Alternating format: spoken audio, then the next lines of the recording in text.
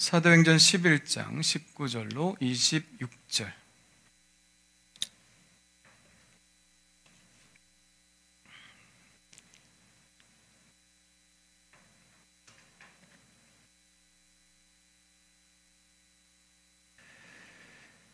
자, 우리 같이 읽겠습니다. 시작.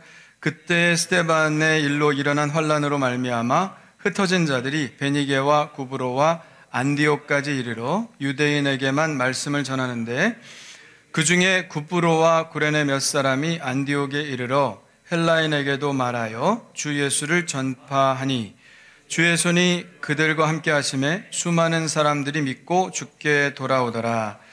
예루살렘 교회가 이 사람들의 소문을 듣고 바나바를 안디옥까지 보내니, 그가 이르러 하나님의 은혜를 보고 기뻐하여 모든 사람에게 굳건한 마음으로 주와 함께 머물러 있으라 권하니, 바나바는 착한 사람이요 성령과 믿음이 충만한 사람이라.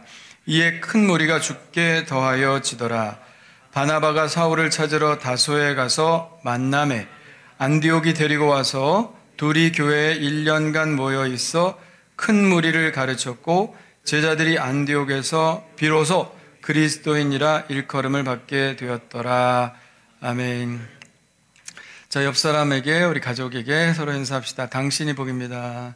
당신이 복입니다. 당신이 복입니다. 당신이 복입니다. 자, 자기에게도 얘기해 주십시오. 내가 복입니다. 시작. 내가 복입니다. 할렐루야. 자, 우리 복이 된 사람이라는 주제로 6주째 말씀을 전하고 있는데요. 오늘은 바나바에 대한 인물을 소개합니다. 자, 바나바라는 인물이 처음 등장하는 건 사도행전 4장입니다. 오늘 우리는 사도행전 11장을 읽는데요. 4장에도 언급이 됩니다. 자, 어떻게 나오나 한번 읽어볼까요? 36절, 37절 시작. 구브로에서 난 레위족 사람이 있으니 이름은 요셉이라 사도들이 일컬어 바나바라. 번역하면 위로의 아들이라 하니, 그가 밭이 있음에 팔아 그 값을 가지고 사도들의 발 앞에 두니라. 아멘. 구브로에서 났다고 그랬습니다. 구브로는 이스라엘이 아니죠. 지중해 한가운데 있는 큰 섬이 구브로입니다. 지금은 키프로스라고도 하고 사이프러스라고도 하죠. 그러니까 이스라엘에서 태어난 사람이 아니에요. 교포입니다. 교포. 그 키프로스는, 구브로는 헬라 문화권이죠. 헬라 문화권에서 태어나고 자라난 교포라고 할 수가 있습니다. 그런데 아무리 교포라도 유대인들은 1년에 한 번은 6월절에 꼭 와야죠.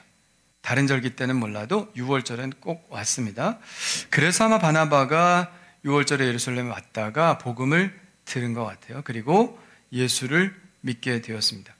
그때 당시에 사도행전 2장에 보면 초대교회 성도들이 다 자기의 소유를 팔아가지고 다 교회로 가져와서 사도들이 그것을 가난한 자들에게 나눠주기도 하고 또 필요에 따라 쓰기도 하고 그랬지 않습니까? 바나바도 거기에 동참한 사람이죠. 밭이 있었는데 밭을 다 팔아서 전적으로 하나님의 일에 쓰임받도록 드리고 자기도 복음의 전도자로 나선 것입니다. 원래 이름은 뭐라고요? 원래 이름은 요셉인데요. 사도들은 그를 요셉이라고 안 하고 바나바라고 불렀습니다. 바나바 뜻이 뭐라고요? 위로의 아들. 자, 사도들이 바나바를 이렇게 보니까 참 좋은 사람입니다. 그리고 어려운 사람들이 있으면 꼭 가서 위로하고 권하고, 그럼 바나바가 가서 위로하면 사람들이 또 힘을 내고 다시 일어서는 거예요. 그래서 별명이 붙여졌습니다. 아, 요셉이라고 안 하고 바나바라고 하자. 위로의 아들이다. 참 위로를 잘한다. 여러분, 예수 잘 믿어서 여러분에게 별명이 붙여진다면 얼마나 감사하겠어요? 그죠? 네. 여러분들도 이런 별명을 얻는 신앙인 되기를 간절히 축원합니다. 제가 옛날에 있던 교회에서 꼭 여기 앉아가지고 꼭 앞자리에 앉아서 아멘! 아멘 하는 권사님이 계셨어요. 그래서 제가 별명 붙여줬잖아요. 아멘 권사님이라고. 그래서 아멘 권사님 그러면 그분 이름 몰라도 제가 아멘 권사님 하면 그분인 줄 다 알아요. 왜? 딴 사람 아멘 아무도 안 하는데도 아멘! 아멘! 하고 아멘을 하니까. 좋은 별명이에요? 나쁜 별명이에요? 좋은 별명이죠. 좋은 별명. 여러분도 저 사람은 참 이런 사람이야 하는 소리를 들으시는 여러분 되시길 간절히 축원합니다. 자, 그리고 오늘 바나바가 다시 등장을 하는 거예요. 자, 바나바가 등장하게 된 배경 19절 한번 같이 읽겠습니다. 시작. 그때 스데반의 일로 일어난 환란으로 말미암아 흩어진 자들이 베니게와 구브로와 안디옥까지 이르러 유대인에게만 말씀을 전하는데, 아멘. 자, 예루살렘에 큰 박해가 있었습니다. 스데반 집사님이 이때 돌에 맞아 순교를 했죠. 그리고 예수님의 제자 야고보가 제자 중엔 제일 처음으로 순교를 했습니다. 헤롯이 칼로 목을 베어서 야고보를 죽였죠. 그러니까 박해가 막 시작이 된 거예요. 많은 사람들이 감옥에 갇히고, 사울도 그 사람들 잡으러 다니는 사람 아니었습니까? 그래서 사람들이 이제 더 이상 예루살렘은 안전하지 않구나, 우리 흩어지자. 그리고 세계로 흩어져서 복음을 전했는데, 그 흩어진 지역을 보니까 베니게, 페니키아죠, 예루살렘 위쪽, 그리고 구브로, 아까 바나바 고향이라고 했죠, 진용의 섬, 안디옥까지 복음을 전했습니다. 자, 근데 그때까지만 해도 누구에게만 복음을 전했다고요? 유대인에게만 복음을 전했습니다. 자, 지난주에 우리 고넬료 얘기했었죠. 고넬료가 어떤 사람이라고 그랬어요? 이방인에게 복음의 문 같은 존재라고 그랬잖아요. 고넬료의 가정이 복음을 받아들임으로 베드로가 가서 말씀을 전하는 성령이 임하는 거예요. 아, 이방인에게도 하나님께서 구원을 베푸시는구나. 고넬료가 첫 관문이 된 거죠. 고넬료의 사건 이후에 이제 급속도로 막 이방인들에게 복음이 전파되는 일이 일어난 겁니다. 그때 베드로 어떻게 생각했어요? 이방인에게 복음을 전한다는 것은 아예 생각하지도 않았습니다. 그냥 이방에 흩어져 사는 유대인들에게만 복음을 전했죠. 자, 그런데 이제 복음이 이방인들에게 전해지게 된 거예요. 20절 한번 볼까요? 시작. 그 중에 구브로와 구레네 몇 사람이 안디옥에 이르러 헬라인에게도 말하여 주 예수를 전파하니 주의 손이 그들과 함께 하심에 수많은 사람들이 믿고 주께 돌아오더라. 아멘. 스데반의 박해로 흩어진 사람들의 일부가 안디옥에 가서 복음을 전했는데, 누구에게 전했냐면 헬라 사람들에게 복음을 전했습니다. 처음엔 긴가민가 했을 거예요. 예? 복음을 전해도 되나? 한번 전해봤더니 믿는 겁니다. 그것도 아주 많이 믿었어요. 수많은 사람들이 예수를 믿었습니다. 안디옥에 헬라 사람들이 복음을 받아들였다는 소식을 예루살렘 사도들이 들은 거죠. 그래서 이들을 가만히 두어서는 안 되겠다. 이들에게 성경을 가르쳐야 될 거 아니에요. 헬라 사람들은 배경이 전혀 없잖아요. 성경을 가르치고 예수님에 대해서 가르치고 할 사람이 필요하다. 그래서 발탁한 사람이 누구냐? 바나바죠. 바나바를 안디옥에 보낸 겁니다. 그럴 수밖에 없죠. 왜? 바나바가 헬라 문화권에서 태어났으니까 헬라 말을 잘할 거 아니에요. 아무리 신앙이 좋아도 유대말로 복음을 전할 수는 없잖아요. 보니까 헬라 문화권에서 아주 신앙이 좋은 사람이 있어요. 바나바. 그래서 바나바를 너 안디옥으로 가서 그들에게 가르쳐라. 그런 겁니다. 자, 근데 바나바가 그들을 대상으로 목회를 하는데 사람들이 너무 많은 거예요. 그래서 혼자는 감당할 수가 없습니다. 담임 목사 혼자 감당할 수 없으면 어떻게 돼요? 부목사 뽑아야죠. 그래서 생각한 사람이 누구냐? 사울을 생각했습니다. 사울은 어디에 있었냐면, 사울은 다소 사람이 한창 더 올라갑니다. 그러면 다소라는 곳이 있는데, 사울은 거기에서 태어나서 거기서 자란 사람입니다. 근데 사울이 어떤 사람이었어요? 다메섹으로 예수 믿는 사람 잡아 죽이러 가다가 예수 만났잖아요. 근데 아무도 이 사울하고 상대를 안 해주려고 그래. 그러지 않겠습니까? 선입견이 있겠죠. 사울이 예수 믿는 사람 잡아다 감옥에 가두는 사람인데, 저거 속이는 거 아니야? 예수 믿는다고 해놓고 이렇게 접촉하고 교제하면 그 사람 이름 다 해가지고 밀고 하는 거 아니야? 함정 아니야? 이렇게 생각하겠죠. 그게 아니더라도 좀 위험하니까 아직은 두고 봐야 돼. 그래서 사람들이 사울하고는 상종을 안 해줬습니다. 그래서 사울은 자기 고향으로 가서 기도하는데 전념을 한 것이죠. 그런데 그 사울을 바나바가 찾아간 겁니다. 찾아가서 나랑 같이 일합시다. 지금 안디옥에 교인들이 많이 생겼는데 저 혼자는 감당할 수 없으니까 같이 일합시다. 위로의 아들답죠. 네? 위로의 아들. 딴 사람들은 다 두려워하는데 바나바는 친절하게 사울을 찾아가서 함께 일하자고 한 거예요. 사울은 얼마나 반가웠겠어요. 얼마나 복음의 열정이 막 뜨겁겠어요. 복음 전하고 싶은 마음이 뜨거운데 아무도 불러주질 않는 거야. 인정해주지 않는 거야. 근데 바나바가 인정해줬잖아요. 그래서 바나바와 함께 안디옥으로 갑니다. 그리고 바나바는 나중에 이 사울을 예루살렘으로 데려가서 제자들을 소개시켜주죠. 제자들을 소개시켜주고 사울이 얼마나 신실한 사람인가를 인식시켜주죠. 만약에 바나바가 아니었다면 사울은 아무리 복음의 열정이 뛰어나도 복음을 전하는데 방해를 많이 받았을 거예요. 왜냐하면 예루살렘 사도들이 저거 좀 의심스러운데? 저거 좀 이단 아니야? 이렇게 얘기했을 수도 있어요. 그런데 예루살렘에서 이제 다 안면을 튼 거죠. 사도에게 인정을 받은 거죠. 바나바가 데려와서 인사시키니까. 그래서 사울을 인정하게 된 것이고 사울이 이방인의 사도로서 부름을 받았다고 그들이 확증을 하게 된 것이죠. 그 얘기가 사도행전 15장에 보면 자세히 나와 있습니다. 자, 바나바가 없었다면 참 어려웠을 테지만 바나바 때문에 참 대단한 일이 일어난 것입니다. 사울이 복음을 전한 지역이 얼마나 넓습니까? 바나바가 아니었으면 정말 이 일이 일어나기 어려웠겠죠. 그러니까 사울도 위대하지만 바나바도 참 귀한 일을 한 것입니다. 자, 그런 바나바, 오늘 바나바를 어떻게 소개하고 있는지 한번 볼까요? 24절에 보니까 바나바는 어떤 사람? 착한 사람이요 성령과 믿음이 충만한 사람이라. 자, 바나바는 착한 사람이었습니다. 착하다는 것은 이기적이지 않다는 거죠. 이기적이고 막 욕심부리는 사람 착하다고 안 그러잖아요. 먼저 남을 생각한다. 내가 손해를 보더라도 남에게 양보를 할 줄 안다. 새치기 하는 사람 안 착하죠? 자기가 먼저 막 뭘 먹으려고 하는 사람 안 착한 거죠. 먼저 다가가지고 양보하는 사람이 착한 사람입니다. 여러분, 바나바를 소개할 때 제일 먼저 그냥 그는 착한 사람이다. 너무 명확하지 않아요? 그를 딱 볼 때는 그저 처음 드는 생각은 착한 사람이구나.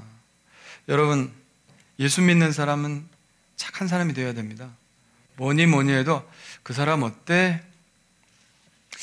글쎄 그러면 안 돼. 벌써 글쎄라고 하는 말 나오면 안 돼. 그 사람 착한 사람이야. 그 사람 좋은 사람이야. 여러분, 예수 믿는 사람 되기 전에 먼저 좋은 사람이 돼야 됩니다. 예수는 믿는데 좋은 사람은 아니야? 그러면 말이 안 돼요. 우리 목사들에게 하는 말이 있어요. 목사가 되기 전에 먼저 그리스도인이 되라. 그리스도인이 되기 전에 먼저 사람이 되라. 그렇게 얘기합니다. 사람 안 되면 그리스도인 되기도 힘들다는 거예요. 그리스도인이 안 되면 목사 되긴 더 힘들겠죠. 목사만 그렇습니까? 권사는 안 그렇습니까? 집사는 안 그렇습니까? 예? 권사 되기 전에 먼저 그리스도인이 되라. 진짜 예수 믿는 사람이 되라. 예수 믿는 사람 되기 전에, 그리스도인 되기 전에 먼저 뭐가 되라? 사람이 되라. 아유, 저거 사람 같지도 않아. 그러면 어떡해요. 여러분, 착한 사람이란 소리 들으시기를 바랍니다. 우리 교인들은 다 착한 것 같아요. 나도 착해요? 아멘이 시원찮네. 나 그런 소리 들었어요. 우리 교회가 시골이지만 저 남양이나 이런 데서 많이 오시잖아요. 그래서 왜 이렇게 거기서 옵니까? 물어보니까 목사님이 착하다고 그래서 왔어요. 그래요. 그래서 내가 이게 좋은 소리인가 나쁜 소리인가, 애도 아니고 왜 착하다고 하나. 그래도 사기꾼 소리 듣는 것보다 낫죠. 그죠? 네. 착해야 오는 거예요. 착해야 교회 오고 싶은 거예요. 여러분, 예수 믿는 사람인데 다 착한 분들 되시기를 바랍니다. 거기다가 뭐라 그랬어요? 성령이 충만하고 믿음까지 충만했다고 그랬습니다. 어떻게 되겠습니까? 열매가 많겠죠. 그래서 이에 큰 무리가 주께 더하여 지더라. 아멘. 네. 착한 데다가 성령 충만, 믿음 충만하니까, 그런 목회자가 목회를 하니까 사람들이 다 모이는 겁니다. 여러분, 딴 사람이란 모르지만, 그냥 사람이라면 모르지만 그리스도인이라면 착한 사람이라는 칭찬을 들어야 될 줄 믿습니다. 우리는 사람이지만 거기에 그리스도인이라는 이름이 또 하나 붙었잖아요. 그 이야기를 지금 하고 있죠. 안디옥에서 그리스도인이라고 사람들이 처음 불리움을 받았다, 이런 얘기를 합니다. 26절 한번 볼까요? 시작.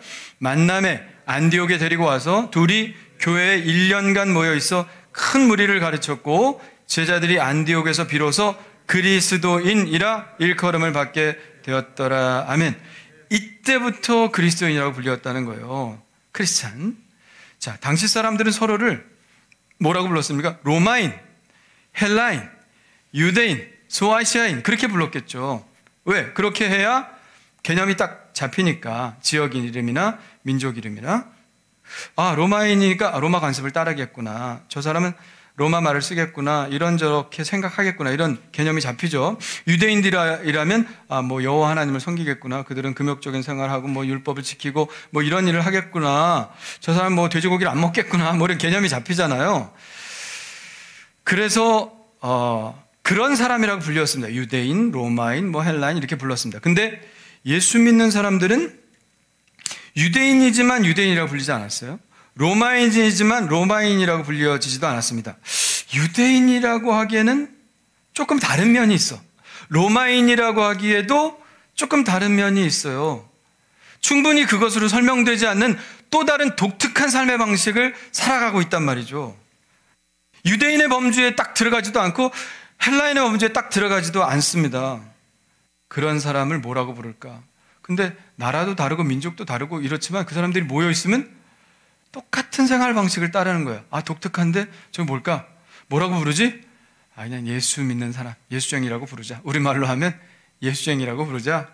그리스도인이라고 부르자. 그래서 크리스찬이라는 말이 거기서 생겨났다는 거예요.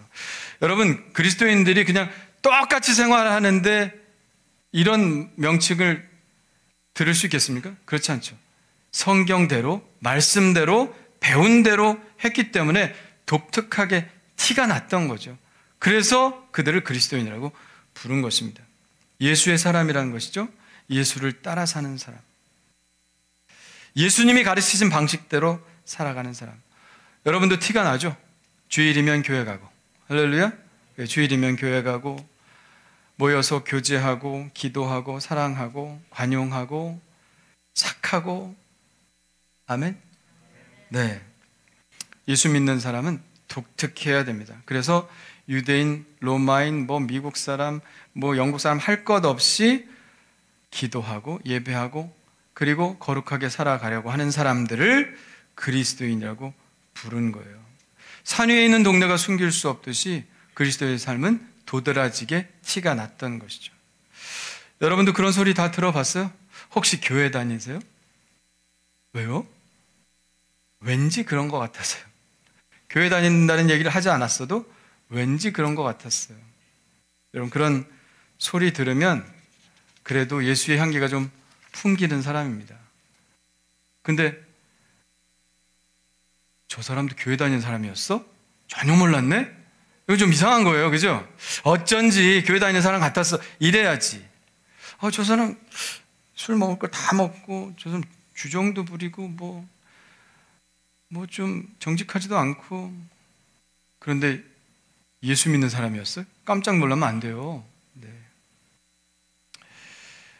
여러분, 드러내지 않아도 드러나야 하는 것이 그리스도인의 삶입니다. 왜냐하면 그들과는 뭔가 다른 삶을 살기 때문이죠. 내 안에 계신 성령님 때문에, 내가 배운 가르침 때문에, 나와 동행하는 예수님 때문에, 내가 갖고 있는 천국의 소망, 부활의 소망 때문에 뭔가 다른 삶을 사는 것입니다. 자, 우리 그리스도인들은 모든 삶의 현장 속에서 불신자들과 늘 만나며 살아갑니다. 초대교인들도 모든 삶을 다 포기하고 교회만 있었던 게 아니에요. 초대교회 사람들도 다 직업이 있었습니다. 군인도 있었고요. 또 바울은 천막을 만드는 사람이라 그랬죠. 도르가는 옷을 만드는 사람이었습니다. 또 무두장이 가죽을 다루는 사람들도 있었어요. 누가는 의사 선생님이었습니다. 모든 그리스도인들이 다 삶의 현장을 가지고 그 현장 속에서 사람들을 만나고 그들에게 복음을 전했습니다. 그들은 그 직업 속에서, 다른 사람과의 만남 속에서 예수님의 영광을 드러내며 살았습니다. 그렇기 때문에 복음이 전파되는 거예요. 여러분, 맨날 교회에만 와 있다고 생각해 보세요. 복음이 언제 전파되겠습니까?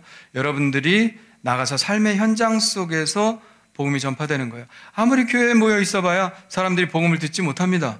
여러분들이 나가서 삶의 현장 속에서 그리스도인답게 살아갈 때 그들이 복음을 듣게 되는 것이죠.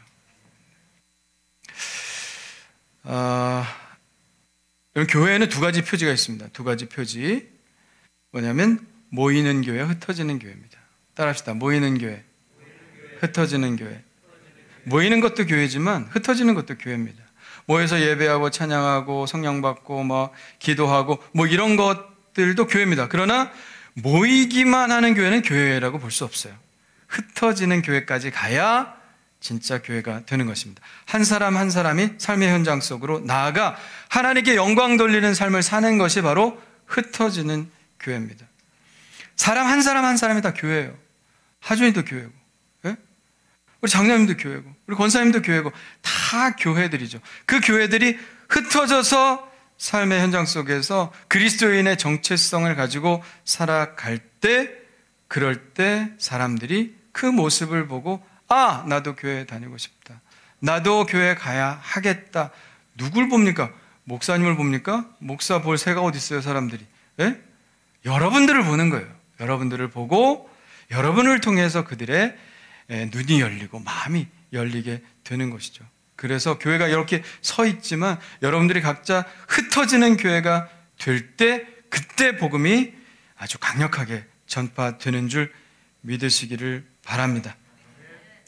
여러분, 여러분을 통해서 교회가 이미지가 좋아지고 여러분을 통해서 그리스도인의 이미지가 좋아지는 여러분 되시기를 간절히 축원합니다. 이 착하게 사는 게 이게 되게 중요한 거예요.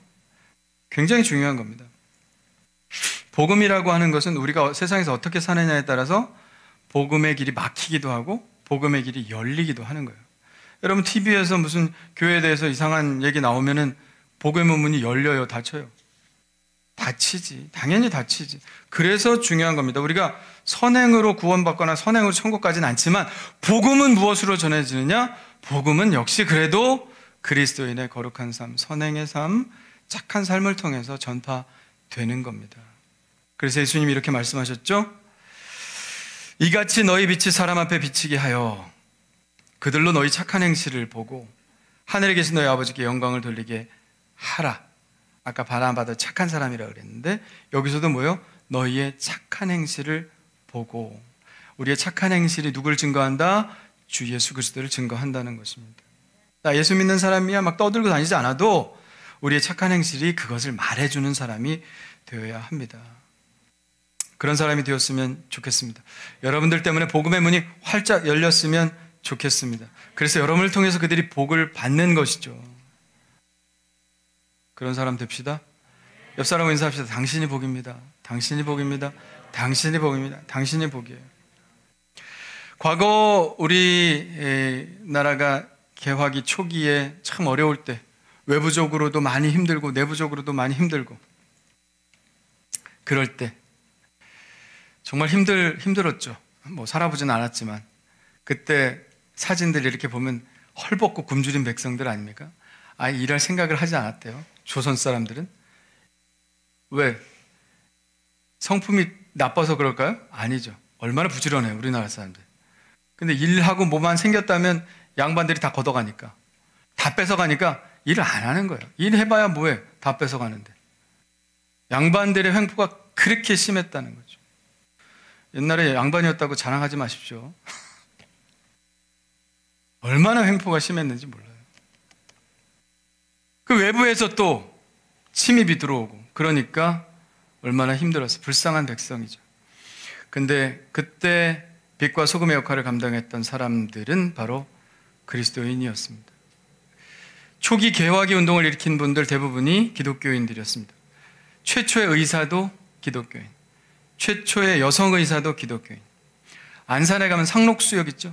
상록수역이 왜 붙여진 이름입니까?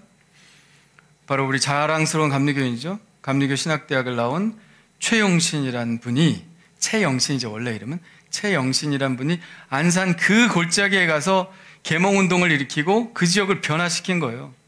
자기는 병에 들어 죽어가면서도 그렇게 안산 그 사람들을 위해서 열심히 살고 교회를 일으키고, 그게 바로 안산의 샘골교회 아니에요? 그분의 일대기를 소설로 썼죠. 그게 바로 상록수라는 소설이고, 그래서 그 상록수역이 그 소설의 이름을 딴, 시문의 소설을 이름을 딴 이름이 상록수역이 된 것이죠. 그러니까 그 상록수라는 역이 생길 정도면 그 최영신이라는 그리스도인이 얼마나 사람들을 위해서 헌신했고 그것이 사람들에게 감동을 주었는지 알 수 있는 것이죠. 뿐만 아닙니다. 여러분, 우리 독립 운동을 일으킨 분들, 백오인 사건에서 잡혀간 대부분이 그리스도인이었고요. 그거는 백오인 사건은 독립운동을 막는다기보다도 그리스도인을 말살하기 위한 사건이었습니다. 유관순 열사도 우리 감리교인이었고, 김구 선생도 황해도를 대표하는 예배 청년의 대표로 참여했던 사람이고, 또 이승만 대통령도 감리교 장로였죠. 헤이금 일사, 이준 열사도 감리교인이었고요. 무궁화 심기 유명한 남궁옥 선생도 감리교인이었죠. 제가 자꾸 감리교인들만 얘기했는데 내가 아는 사람이 감리교인밖에 없어서 그렇습니다. 물론 뭐 장로교인들도 많이 있겠지만, 뭐 손양환 목사님 뭐 많지 않습니까? 주기철 목사님 이런 분들도 다 훌륭하신 분들이죠. 6.25 때 그 어려울 때 원조 물자 미국에 가서 다 받아가지고 나눠준 사람들도 교회를 통해서, 많은 교회를 통해서 그런 재건을 일으킨 분들도 그리스도인이었어요. 그래서 옛날에는 교회는 자기가 제사 때문에 교회는 못 나가도 니네들은 교회 가라, 그런 부모들이 얼마나 많은지 몰라요. 교회 가면 그래도 착하게 살고, 교회 가면 그래도 머리가 깬다 이래가지고 자녀들은 교회 보낸 사람들이 얼마나 많은지 모릅니다. 왜 그럴까요? 그때 그리스도인들은 지금과는 달랐어요. 뭐 지금도 훌륭한 그리스도인들 많지만, 그때 그리스도인들은 정말 복음대로, 말씀대로 살았던 사람이었기 때문에 그나마 이런 교회가 지금 전국에 이렇게 많이 있게 된 이유입니다. 그런 이유 없이 어떻게 교회가 설 수 있겠습니까? 제가 테니스장의 영향력이라는 이야기 가끔 하죠.